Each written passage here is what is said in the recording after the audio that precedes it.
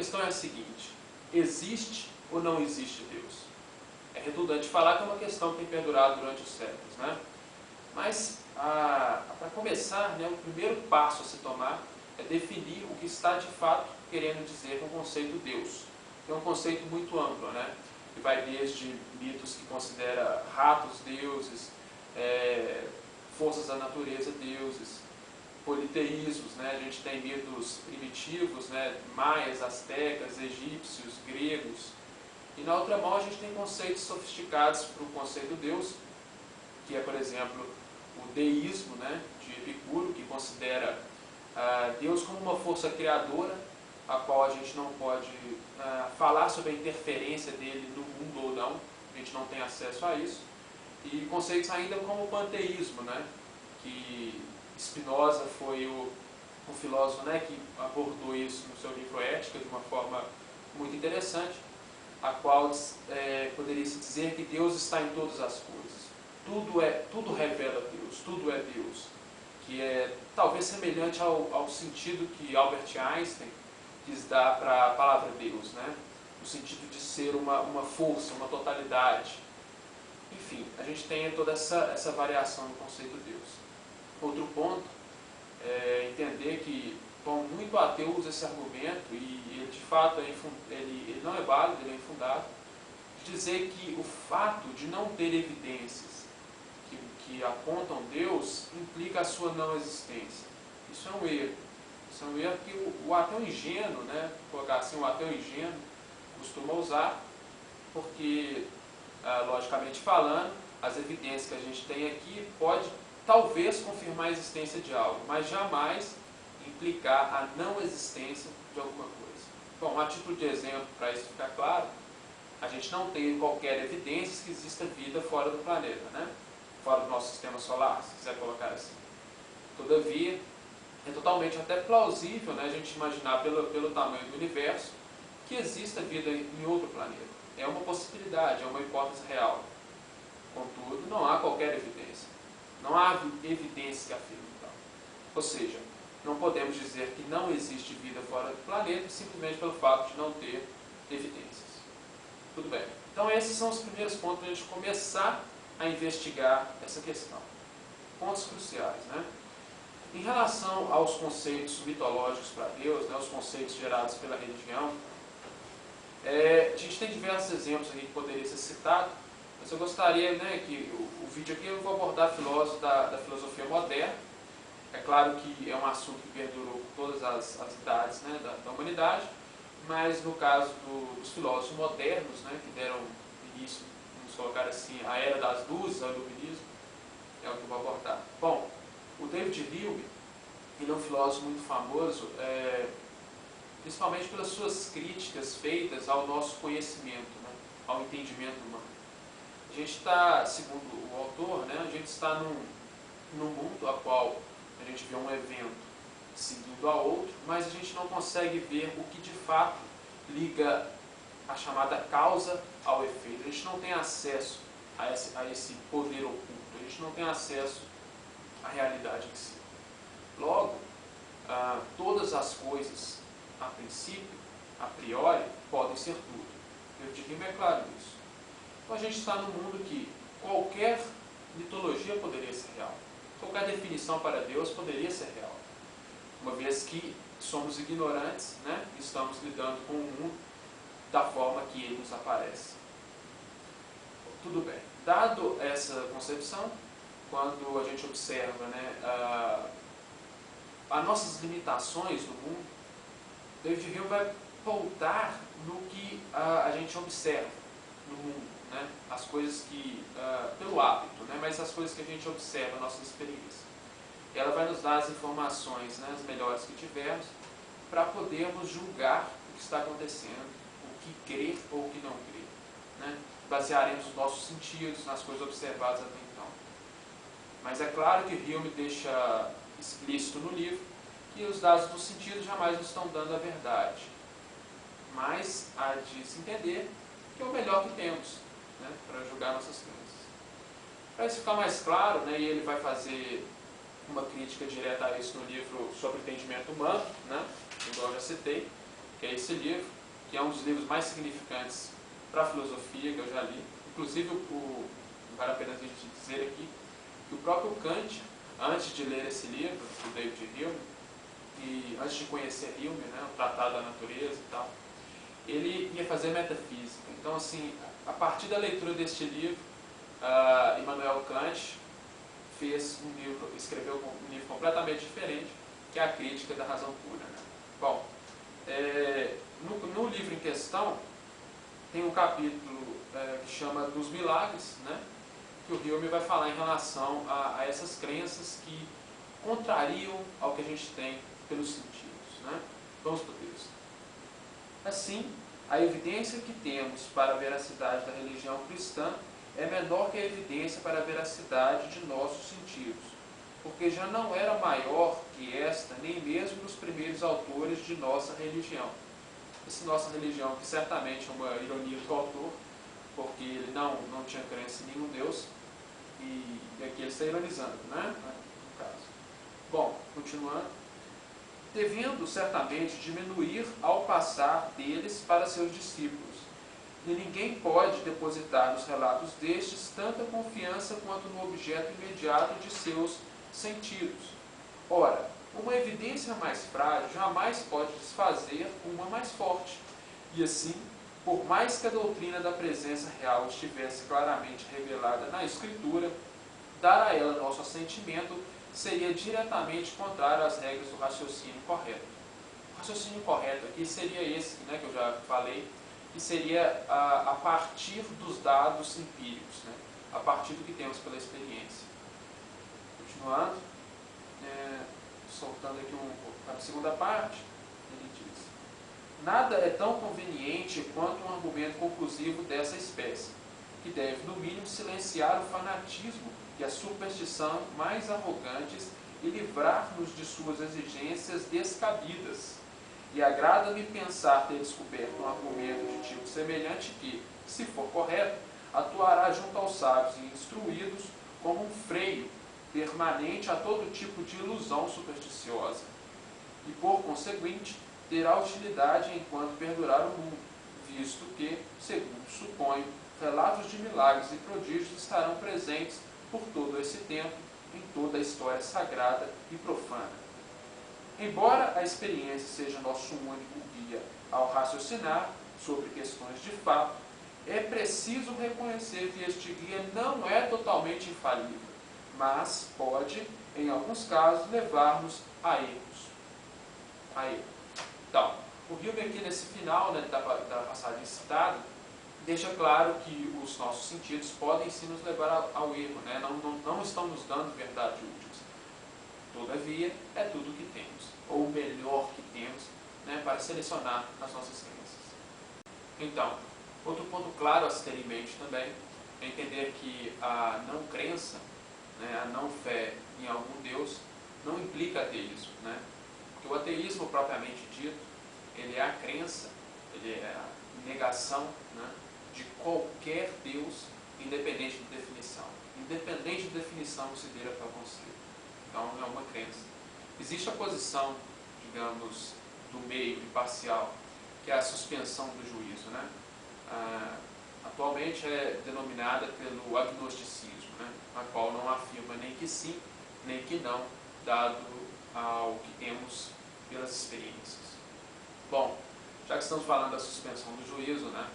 O que dizer em relação a definições para o conceito de Deus mais sofisticadas, igual considerar Deus apenas a causa primeira, ou o primeiro motor aristotélico, né? São definições mais sofisticadas, que toma Deus apenas como esse primeiro movimento, esse criador. Bom, essa é uma posição que Tomás de Aquino, os que vieram antes dele, alguns depois, tomaram como uma prova de Deus, né? Conhecido também como provas cosmológicas da existência de Deus. Então, essas provas, elas consideram o que temos no mundo, né, como coisas reais.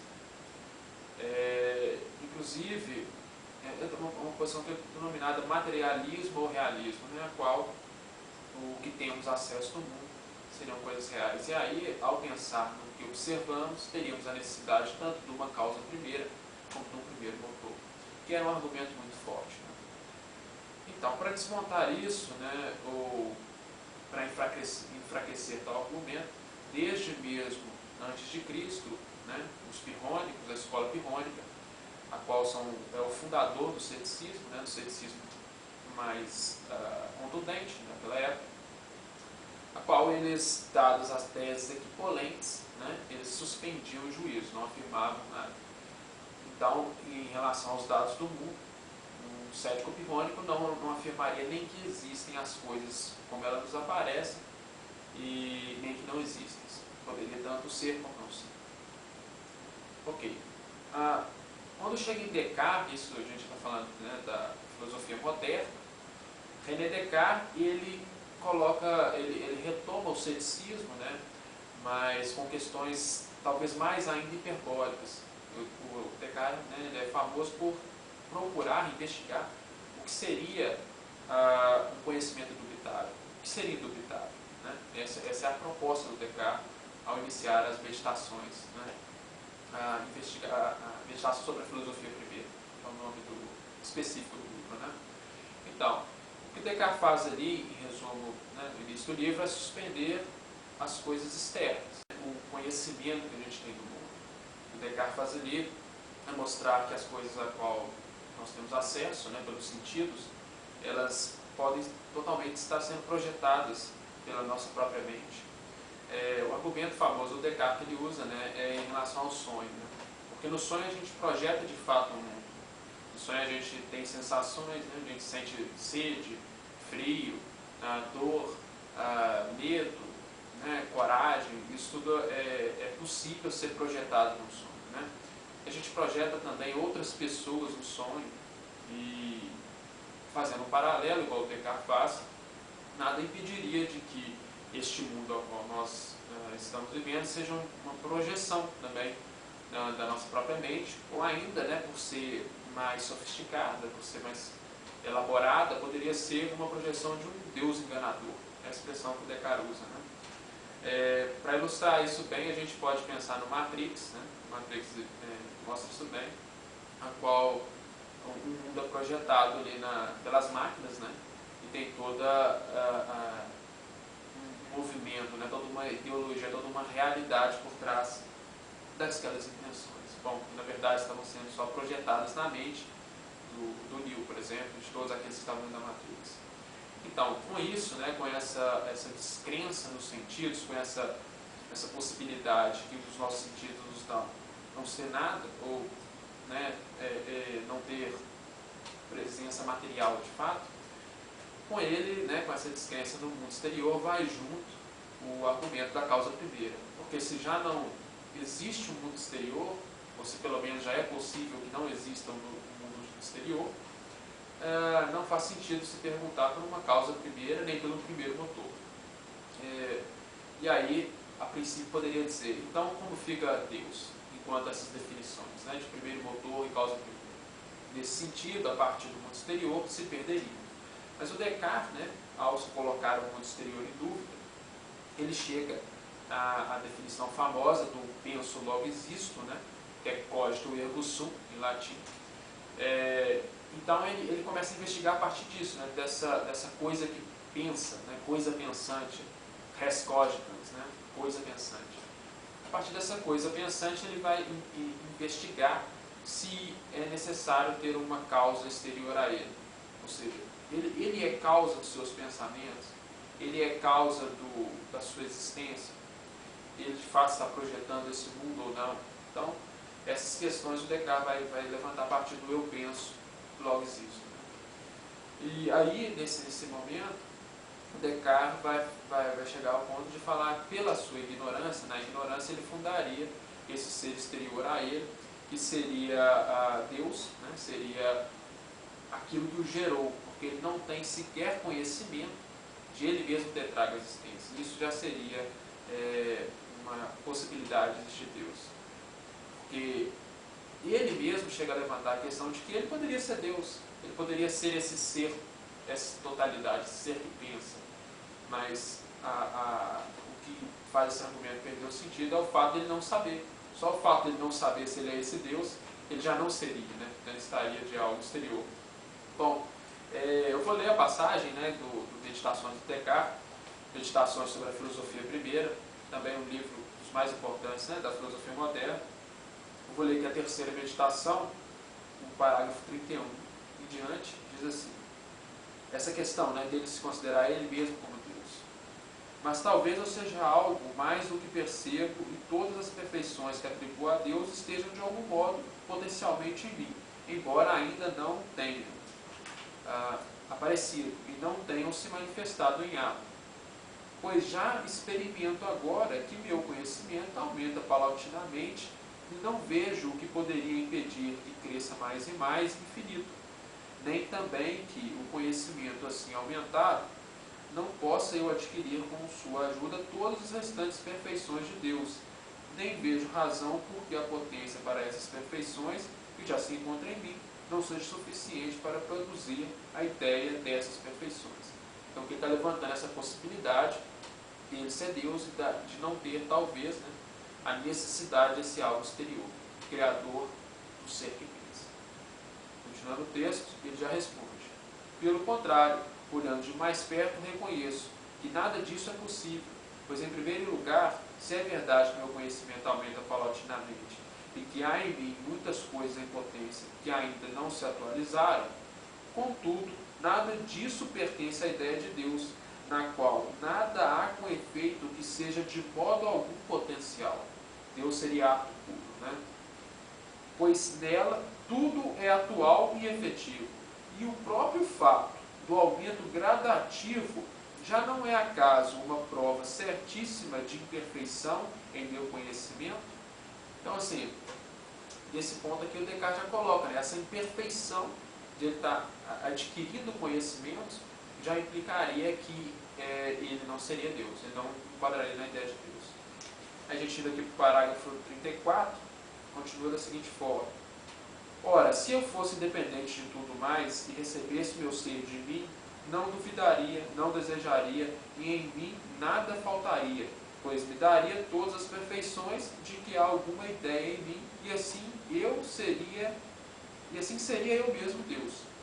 Nem devo crer que o que falta em mim seja caso de aquisição mais difícil do que o que já se encontra em mim. Ao contrário, é manifesto que seria muito mais difícil para mim, pois o substância pensante, emergir do nada, do que adquirir os conhecimentos, que são apenas acidentes dessa substância, das muitas coisas que ignoro. Nesse sentido aqui, né, a ignorância por si só, ela seria uma coisa, a sabedoria seria mais fácil do que se trazer à existência, né? E o fato dele ignorar implicaria que ele não se trouxe à existência. Porque se tal tivesse acontecido, ele saberia, né? Ele teria ciência. Continuando, e se eu obtivesse de mim o mais, isto é, se eu fosse autor de meu nascimento e de minha existência, por certo que não me teria negado o que é mais fácil obter, isto é, os muitos conhecimentos de que minha natureza está desprovida, mas também das outras coisas que percebo no conteúdo da ideia de Deus, porque nenhuma há, com efeito, que me pareça mais difícil fazer, e se existisse alguma que fosse mais difícil, por certo que ela também me pareceria mais difícil. Se as outras coisas que tenho eu as obtivesse de mim, pois experimentaria que meu poder não seria capaz de chegar até elas, nelas terminando. E não me furto a força dessas razões, supondo que talvez tenha sido sempre como sou agora, isto é, né, se enganando, achando que teve um começo sem de fato ter um começo. Né? Continuando. De modo que disso decorreria que não devesse procurar nenhum autor para a minha existência. E pois que todo o tempo da vida pode ser dividido em inúmeras partes, cada uma das quais não dependendo de modo algum das outras, e pelo fato de que fui há pouco, não se segue que eu deva ser agora, a menos que alguma coisa me crie, por assim dizer, para este momento, isto é, conserve. Aqui ele está fazendo um paralelo, né, que tanto trazer a existência quanto se manter na existência são coisas do mesmo nível. Né? Continuando, pois é manifesto a quem esteja atento à natureza do tempo, que para se conservar algo em cada momento de sua adoração, são necessárias totalmente a mesma força e a mesma ação que para criar de novo o que ainda não existe. E uma das coisas manifestas à luz natural é que a conservação só difere da criação por razão. Eis porque devo agora interrogar-me para saber se tenho alguma força capaz de conseguir que eu, que sou agora, eu ainda seja pouco depois.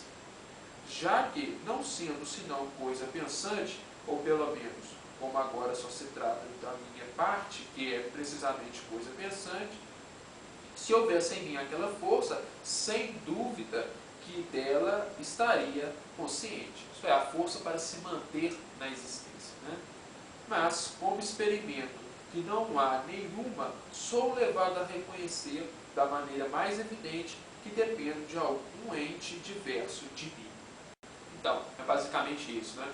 É óbvio que o ideal seria a gente ver as meditações do Descartes todas, mas aí eu convido você para uma leitura próxima, né, uma leitura futura, você pegar as meditações todas do Descartes e ler, que de fato é muito interessante ver esse passo a passo que ele dá, até chegar nas provas que ele dá da existência de Deus, né, não essa existência mais ingênua, né, mas essas provas sofisticadas que o Descartes dá. Enfim, mas mesmo com toda a sofisticação, né, essas provas de Descartes também serão criticadas, né? A crítica que veio logo a seguir a Descartes, né, mais significante, foi do filósofo Berkeley. Berkeley ele deu um exemplo a qual já não é mais necessário existir substância. Berkeley dá o seguinte exemplo. Ele considera que o mundo a qual experimentamos, o mundo exterior, a nossa mente, a mente de outros indivíduos, mesmo ser pensante por Descartes, né, que nas meditações levanta, o Berkeley vai colocar que isso tudo poderia, muito bem, ser apenas um pensamento na mente divina. Nada mais do que isso. De forma que tanto a substância material e a substância imaterial, elas perderiam o sentido. Nada mais subsistiria a não ser como um pensamento na mente divina. Contudo, né, essa não foi, digamos assim, a principal crítica a Descartes. O Hilbe, no Tratado sobre a Natureza, ele faz já uma crítica bem direta a essa questão da substância espiritual. Ele vai falar assim, afinal, do que estamos falando? Né? O que significa isso, substância espiritual? Veja, res cogitans do Descartes, ou seja, a coisa pensante do Descartes, não é uma substância material. Não é substância material. Mas o Descartes mantém a chamada substância espiritual. O que é a substância espiritual? A substância espiritual seria a alma, seria o feixe dessas informações no indivíduo, num sujeito.